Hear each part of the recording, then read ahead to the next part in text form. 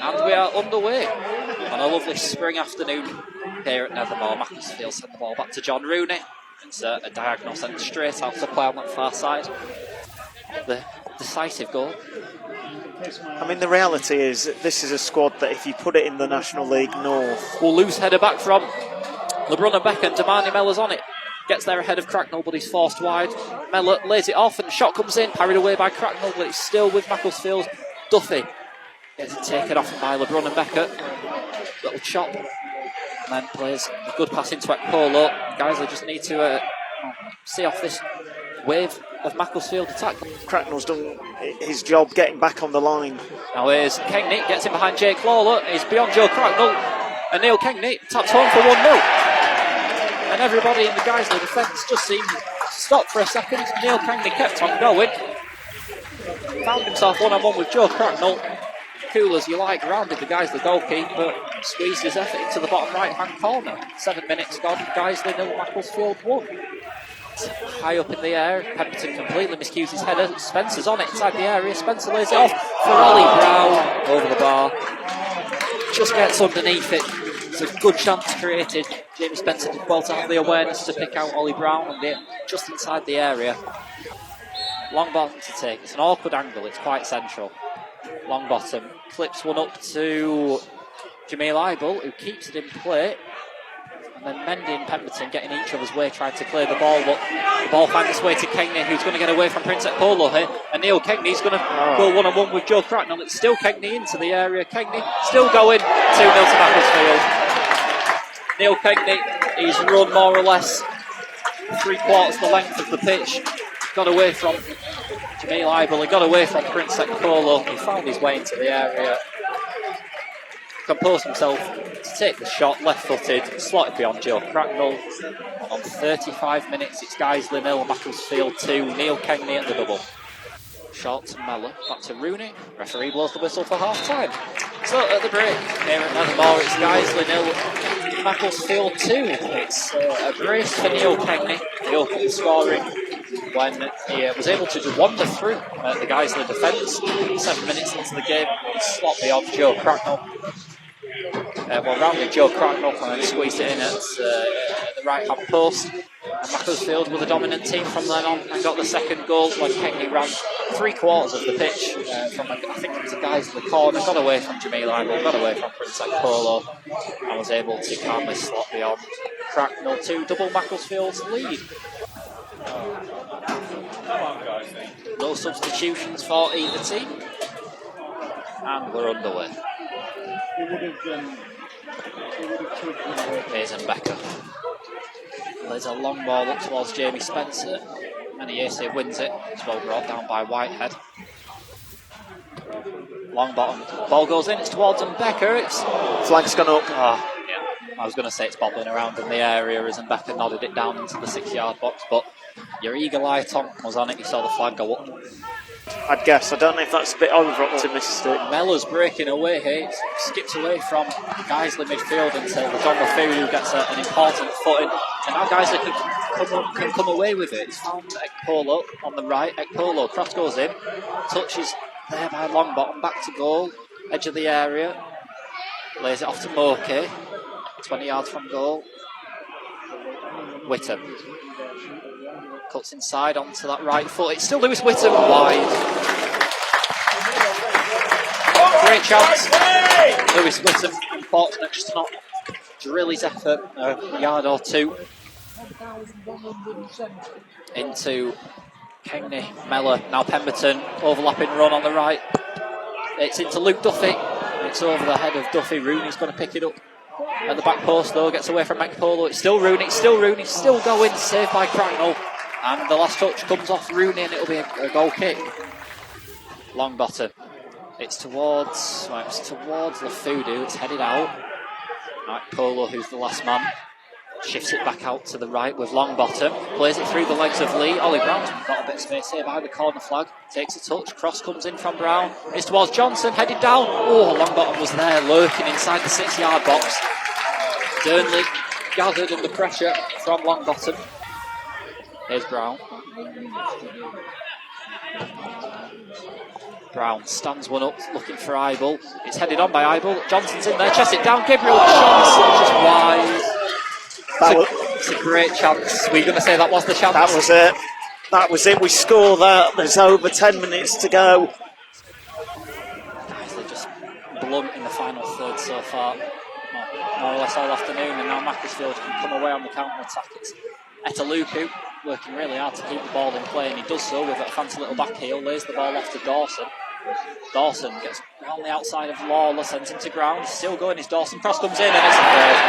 Diego de Girolamo, that's a third from Macclesfield, and in the second minute of additional time, Guiseley 0, Macclesfield 3. You would think, Tom, that is that now. Yeah, really good play.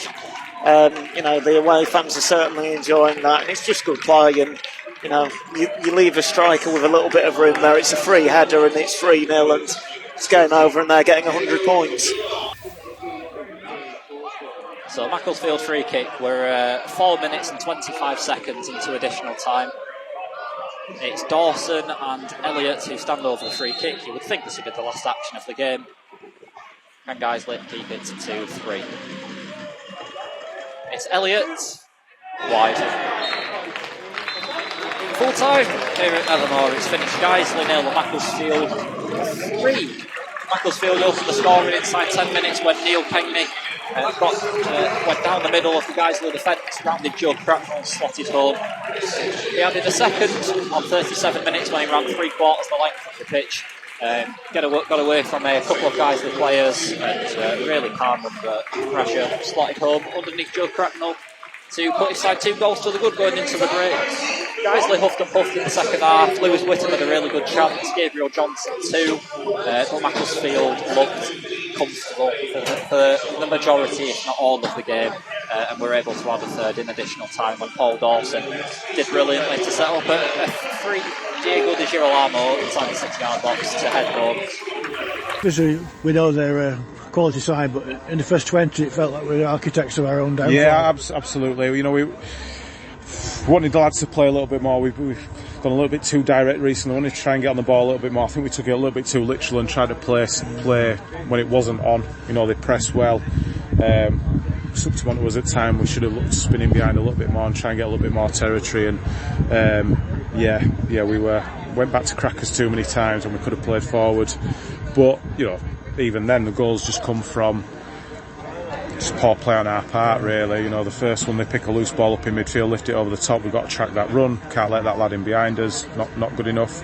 Second one, a counter attack where we get caught and the lad runs half length of the pitch. I think he was a little bit fortunate the way he knew going in. Prince just about got back to him and tackled it onto him for it to bobble in. I thought there was no goal for him. No, I think Prince tackled it onto the lad and it's gone in off him, so it's his goal. Kengni, fair play, him running behind us, kept running behind. We were a little bit static, didn't offer that threat. Fair play to him, he got himself in good positions to hurt us, and he certainly did that. We made poor decisions on the ball, probably in contrast to what we've been recently in terms of probably trying to play too short when we could have gone a bit more direct and invited pressure really. And when you do that against a really good side, let's not get it wrong. They're a top 3 conference north side, absolutely no doubt about it. Not just team, but squad. You look at the depth of the squad, the players they brought in today, the strength of the bench, the players that they've not even got in the 16. And when we're a little bit thin with quite a few missing, that makes it difficult for you. But that wasn't the reason why they were 2-0 in front.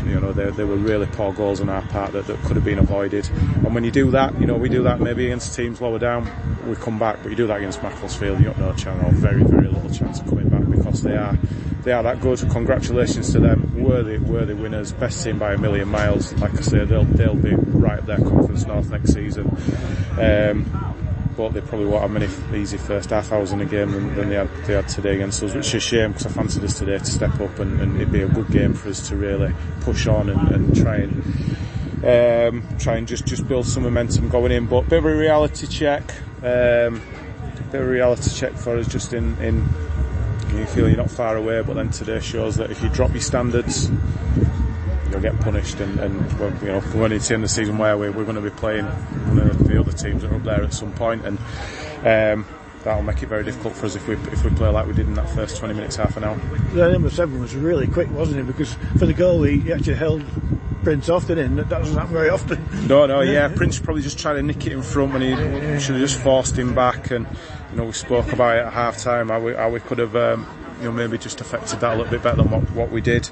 But yeah, quick, got pace all the way through the team. They've got quality all the way through the team. It's, you know, maybe in most games you get away with that.